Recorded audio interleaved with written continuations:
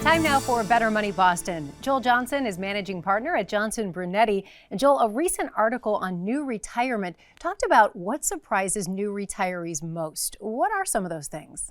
Well, first of all, my parents retired. I watched them go through retirement. They had planned for a lot of things, but they were not prepared for some of the surprises. One thing is emergencies.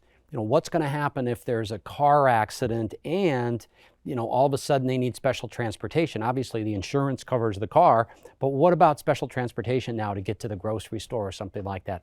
Healthcare, which we'll talk about in just a moment.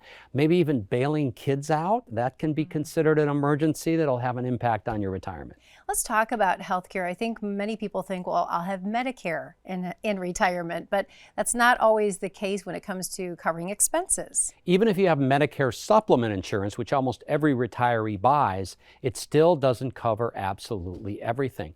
It's said that now a couple needs to set aside about $250,000 or $300,000 to pay for out-of-pocket expenses. Now, some people can't do that, but if you can, you might want to set up that side account because those expenses with healthcare especially are very hard to predict. Joel, we all love our paycheck, right, when we're working, but that goes away in retirement. What about income? Income is one of the most important things to figure out very, very early or maybe a few years before you retire. You've got to have an income plan. It's got to be built on a good financial plan, and your investments need to serve that income plan. It can't be the other way where we get so caught up in the investments that we think of the income as just a byproduct. It's got to be an income plan first, have the investments fit into that. And inflation could impact. Inflation impacts it in a big way. And again, a good income plan will take into account inflation so we can give ourselves raises all throughout retirement. It's critical. If you retired 20 years ago, things cost about 50 to 60% more than they did